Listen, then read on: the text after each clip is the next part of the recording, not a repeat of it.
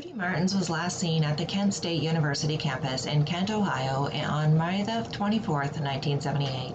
She was a junior at the college that year, majoring in art and minoring in women's studies. She was a good student and was hoping to become a therapist. She was last seen wearing a brown and yellow plaid gauze blouse, a beige trench coat, blue denim culottes, a brown belt, a right on her right index finger, large sunglasses, and a curly red Halloween wig with brown boots. She was also carrying a white imitation leather bag while walking from her friend's dormitory building, Dunbar Hall, to her own dormitory, Engelman Hall, at approximately 2 a.m. The two buildings were only 300 yards apart, but authorities do not believe Martins ever returned to her own room. She has never been heard from again.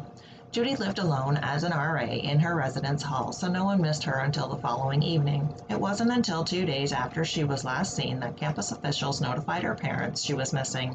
The initial investigation into her disappearance was hampered by the fact that most of the students had left for the Memorial Day weekend.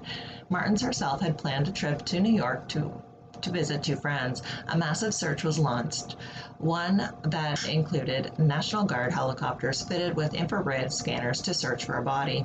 Martins is not believed to have left on her own accord, as she was apparently happy and involved in campus life in 1978, and none of her loved ones believe she would have run away. She was a dormitory advisor as well as a volunteer counselor at the campus's Pregnancy Information Center. All of her personal belongings, including her eyeglasses, makeup, clothing, and money, were left behind in her dormitory room. It's uncharacteristic of Martins to go anywhere without her glasses or makeup. She vanished a week before spring semester final exams. Martins broke up with her boyfriend of 5 years not long before her disappearance, but they remained on friendly terms. After her disappearance, Martins' parents got a tip that she was working as a prostitute in the Cleveland area, Ohio.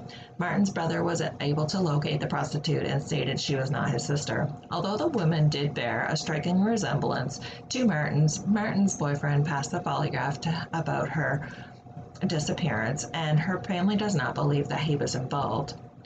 And they don't believe that she was the prostitute either. Martin's resided in the 33,000 block 400 of York Street in Avon Lake in Ohio when she was not at school. She was the older sister of two younger siblings and graduated from Avon Lake High School in 1973.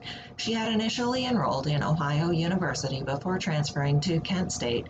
Her case still remains unsolved, and unfortunately Judy's parents have passed away and this case is still not solved for her siblings. There are no current leads in the cold case. After decades of silence, Nancy Bear and Steve Martins are not giving up hope that they'll find what happened to their sister Judy Martins. They believe someone out there knows something that could help police solve this mystery and would like to see the case resolved. They hold on tight to the good times. Judy was smart, she was beautiful, she was a great big sister, Steve Martins says. But then, just before Memorial Day weekend, they got a call. We just knew it was bad, he says, from the minute we thought, oh my gosh, what happened to her?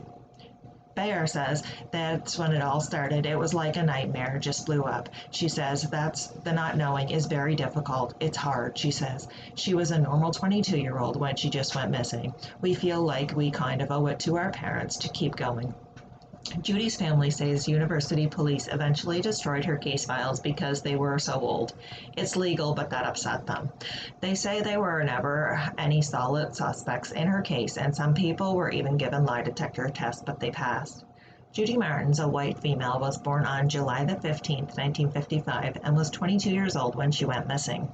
She was 5 feet 4 inches tall and weighed approximately 120 pounds, with black hair and hazel eyes.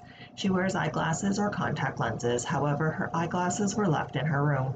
She has had her wisdom teeth removed.